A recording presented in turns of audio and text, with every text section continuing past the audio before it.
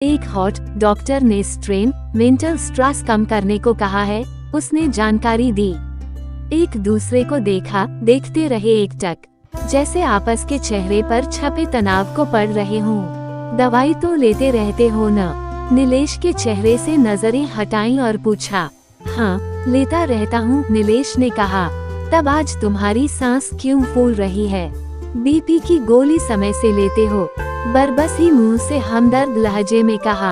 आज भूल गया, शायद कुछ इस वजह से, और कुछ कहते कहते वह रुक गया।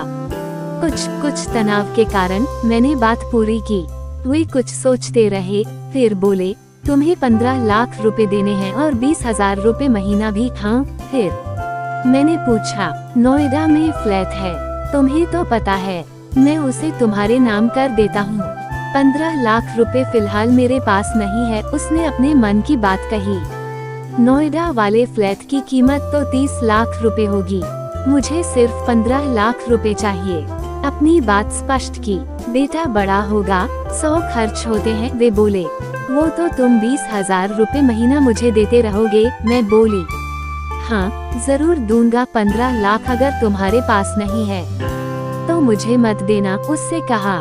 मेरी आवाज में पुराने संबंधों की गर्द थी। वे मेरा चेहरा देखते रहे। नीलेश को देख रही थी और सोच रही थी, कितना सरल स्वभाव का है इनका, जो कभी मेरे थे। कितने अच्छे हैं, मैं ही शायद कहीं समझने में, शायद नीलेश भी यही सोच रहा था। दूसरों की बीमारी की कौन परवाह करता है? ये करती थी परवाह, कभी जाहिर भी नहीं होने देती थी। कितनी संवेदना थी इसमें। मैं अपनी क्रोध के नशे में रहा। काश जो मैं इसके जज्बे को समझ पाता। हम दोनों चुप थे, बेहद चुप, दुनिया भर की आवाजों से मुक्त होकर खामोश। दोनों भीगी आंखों से एक दूसरे को देखते रहे। मुझे एक बात कहनी है, उसकी आवाज में झिझक थी। कहो, मैंने सजल आंखों से उसे देखा। डरता हूँ, नीलेश ने कहा। डरो मत, हो सकता है तुम्हारी बात मेरे मन की बात हो, तुम बहुत याद आती रही, वे बोले। तुम भी? मैं एकदम बोली। मैं तुम्हें अब भी प्रेम करता हूँ, मैं भी, तुरंत मैंने भी कहा।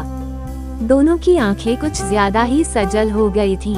दोनों की आवाज जज्बाती और चेहरे मासूम। क्या हम दोनों जीवन को नया मोड़ नहीं दे सकते? नीलेश ने पूछा। कौन सा मोड़? पूछ ही बैठी। मुझे माफ कर दो, मैं गलत था, सच कह रही थी तुम। मैंने कभी भी तुम्हारी इच्छाओं को नहीं समझा। मैं तुम्हारा गुनाहगार हूँ, तुम्हारी इच्छाओं का गला घोंटा है मैंने। उनके इस भोलेपन ने मुझे एक पल में पिघला दिया। खुद को रोक न सकी और उनकी बाहों में समा गई। उनकी आंखों से झरते आंसुओं से मेरा माथा गीला हो गया था। अब हम हमेशा साथ रहेंगे, एक साथ पति पत्नी नहीं बल्कि बहुत अच्छे दोस्त बनकर। ये पेपर, ये अर्जी, मैंने पूछा।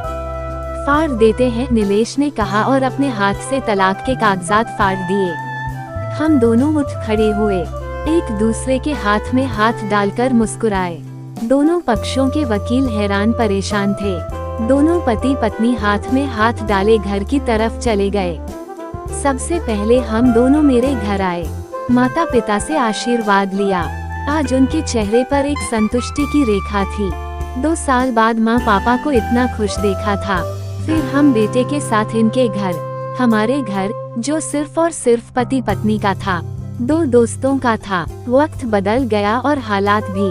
कल भी हम थे और आज भी हम ही, पर अब किसी कड़वाहट के लिए कोई जगह नहीं। ये अनोखा संबंध है, पति पत्नी के रिश्ते से भी कुछ ज्यादा खास।